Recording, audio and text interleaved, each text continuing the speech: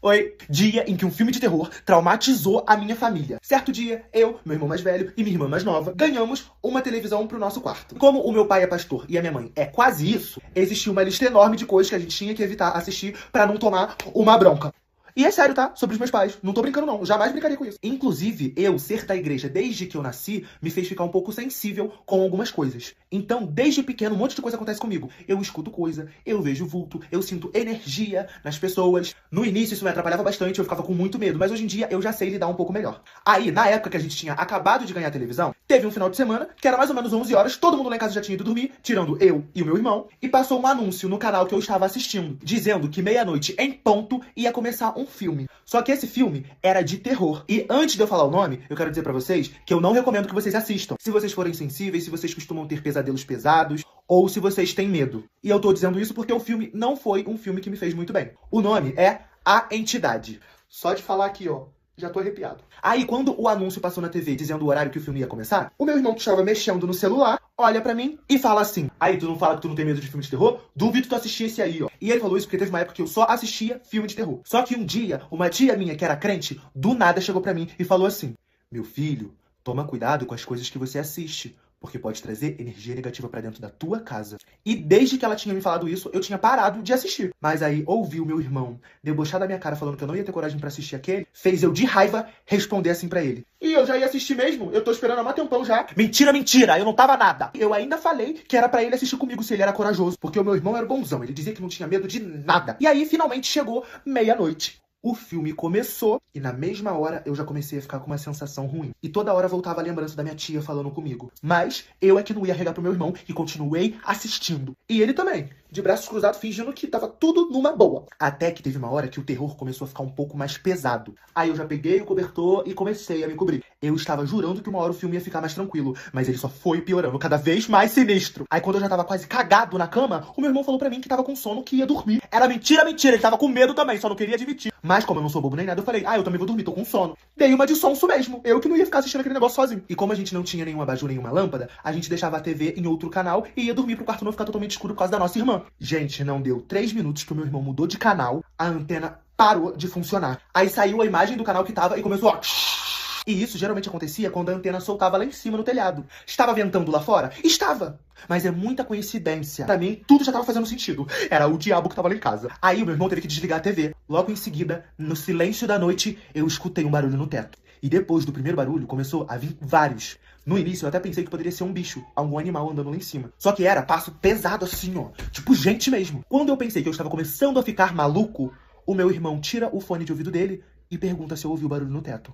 Meu filho, nessa hora eu comecei a tremer. Falei que tava ouvindo também. Foi uma das primeiras vezes na minha vida que eu olhei na cara do meu irmão e eu vi o semblante de medo. Depois de um tempinho, o barulho no teto parou. E aí, a querida da minha irmã que estava dormindo, ela normalmente já tinha a mania de falar dormindo. E a gente já estava acostumado. Só que nesse dia tinha alguma coisa estranha. Dormindo mesmo, lá no sonho dela, ela tava falando: sai da minha casa, sai da minha casa, sai da minha casa. E ela ficou repetindo, repetindo e repetindo isso. Poderia ser apenas uma coincidência? Poderia, mas na minha cabeça o bicho ruim estava lá em casa. Naquele sonho maluco lá que a minha irmã tava tendo, ela deu um grito. Mas foi um grito que dava pra perceber, era de medo. E foi alto o suficiente pra ela mesma acordar, a minha mãe acordar e o meu pai acordar. Aí os dois foram lá no quarto e eu tive que explicar o que tava acontecendo desde que eu botei a porcaria daquele filme. E eu falei que eu estava morrendo de medo, que eu não ia conseguir dormir, eu tava desesperado. A minha mãe olhou na minha cara, falou que era coisa da minha cabeça e me perguntou se eu era um homem ou se eu era um rato. Na mesma hora eu respondi: mãe, eu sou um rato. E ela e meu pai pegaram a minha irmã pra ir levar lá pro quarto deles, porque ela tava tendo um pesadelo.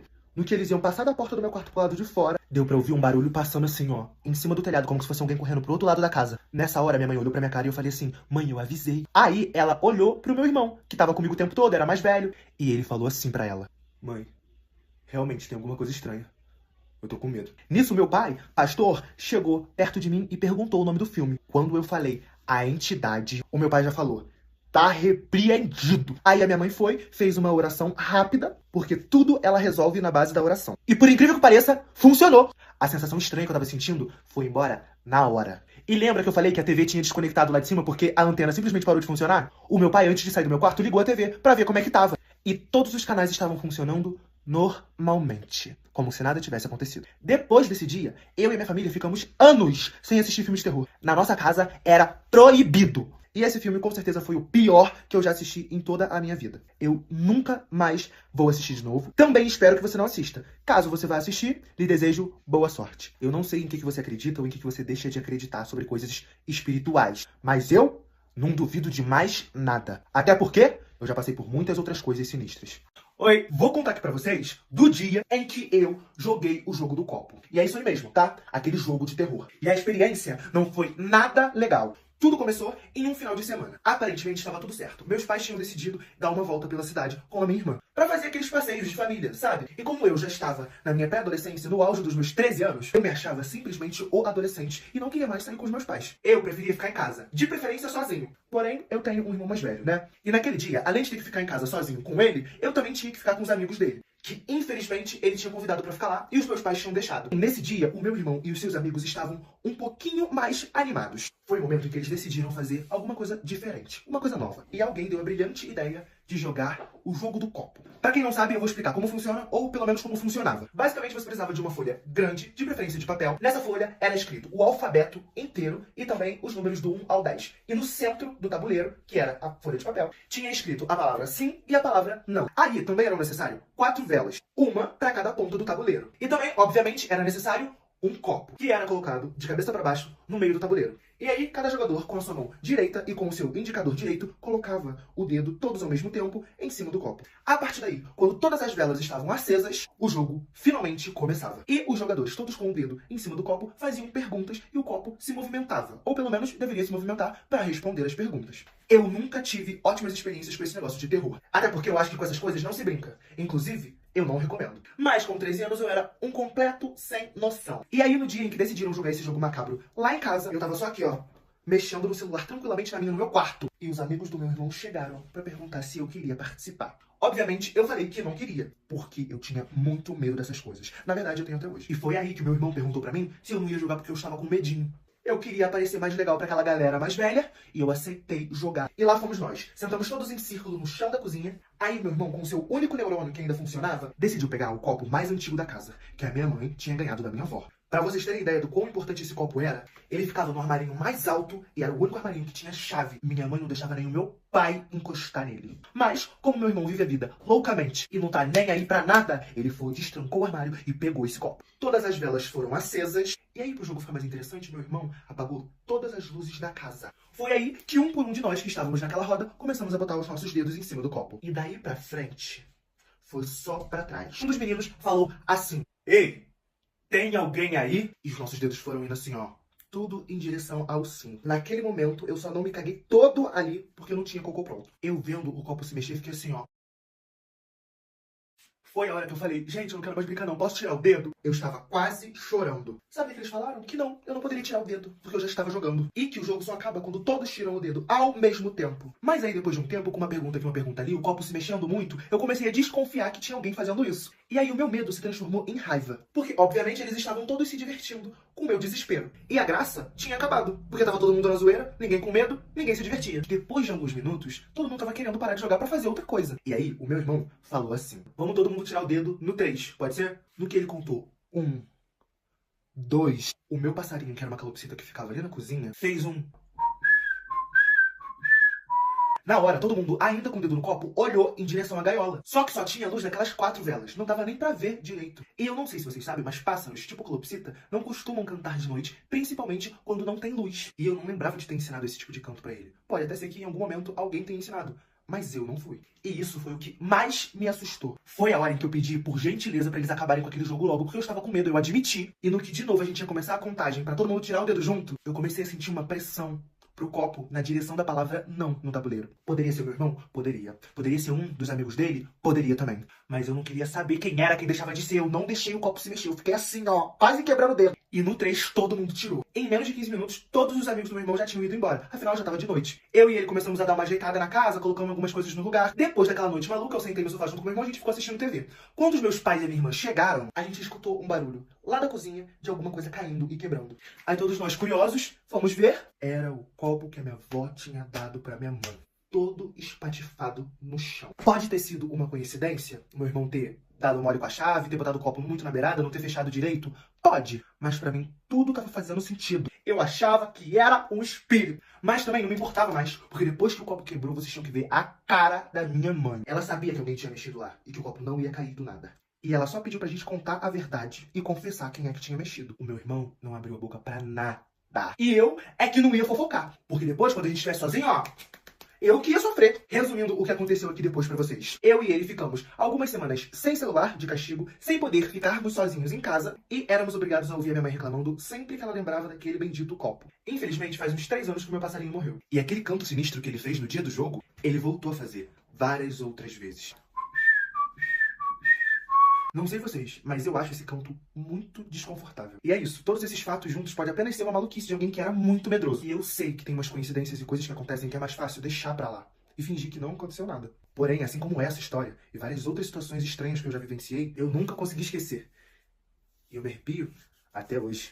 Oi, dia que a luz acabou e eu tive uma das noites mais aterrorizantes da minha vida. Há um bom tempinho atrás, em um dos aniversários da minha avó, todo mundo decidiu se reunir na casa dela, porque o tempo na minha cidade estava horrível. Já fazia uns 3 dias que estava chovendo, um temporal, era raio, era trovão, era relâmpago. Quando anoiteceu e começou a ficar tarde da noite, e chegou a hora de todo mundo ir pra sua casa, a chuva começou a ficar muito mais forte. E aí, a luz acabou. Com isso, ficou muito perigoso da gente sair da casa da minha avó. E todo mundo teve que dormir lá. Eu, meus pais, meus irmãos, meus primos, meus tios. Porém, antes de dormir, a minha avó decidiu contar uma história pra todo mundo que tava ali. Ela adorava contar essas coisas pra gente. Mas a parte ruim é que ela tinha umas histórias muito sinistras. E a história do dia era O Menino do Escuro. Gente, vê se isso é uma história pra contar no dia em que a luz acabou.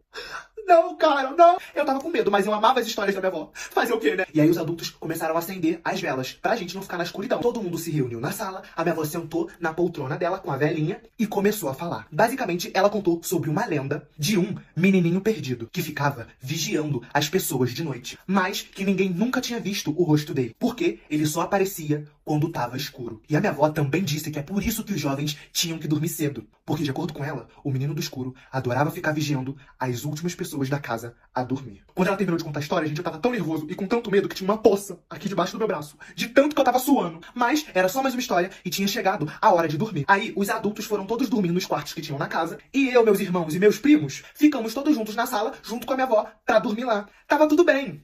Tirando o fato de que tava sem luz. Não tinha nada pra fazer. A minha avó tinha deitado no sofá, virou pro lado e dormiu, apagou. E só tinha uma vela acesa lá na estante da sala. Uns minutos foram se passando e o pessoal começou a dormir, cair no sono. E eu tava assim, ó, morrendo de medo, imaginando o que ia acontecer quando a vela acabasse. E na casa inteira, a única outra pessoa que ainda tava acordada era a minha prima mais velha, que tava do meu lado. E ela tava lá, amarradona, jogando um joguinho no celular dela que ainda não tinha descarregado. E de repente, eu ouvi um barulho. Parecia que era alguém batendo na madeira, tipo assim, ó. Aí eu olhei assim pra minha prima e falei, prima, tu ouviu? Tu ouviu isso? Aí ela falou pra eu não ligar não, porque devia ser o meu irmão mais velho. Porque ele tinha essas brincadeiras boba mesmo. Enquanto ele não perturbava alguém, ele não sossegava. Aí eu olhei pro meu irmão e vi, gente, que ele tava até roncando, tava babando assim, ó. Só que aí, vindo da direção da cozinha, a gente escutou um barulho assim, ó. Tipo como se fosse alguém arrastando uma cadeira. E tava muito claro que não tinha sido meu irmão. Então quem foi? Só que dessa vez, a minha prima também ouviu. E aí eu falei com ela que eu tava com medo por causa da história que a minha avó tinha acabado de contar. Aí a minha prima falou assim, ai primo, deixa de ser bobo. A minha avó sempre conta essas coisas pra gente ficar com medo e dormir cedo. E foi aí que eu não sei se deixaram uma janela aberta, uma porta aberta, o que aconteceu. Mas chegou um vento lá na sala. E a vela apagou. A gente ouviu uns passos correndo. Na hora eu agarrei no braço da minha prima. Porque ficou tudo escuro. Tava um silêncio. E a única luz que a gente tinha era do celularzinho que a minha prima tinha na época. Mas ele não tinha lanterna, então só dava pra iluminar pela tela. Aí ela ficou mirando assim, ó, a tela do celular pra ver se ela via alguma coisa. Só que o que acontece quando você fica muito tempo com a tela assim sem mexer nela? Isso mesmo, apaga. E na primeira vez que o celular dela apagou, na direção do corredor que tinha na casa da minha avó, a gente ouviu um barulho assim, ó.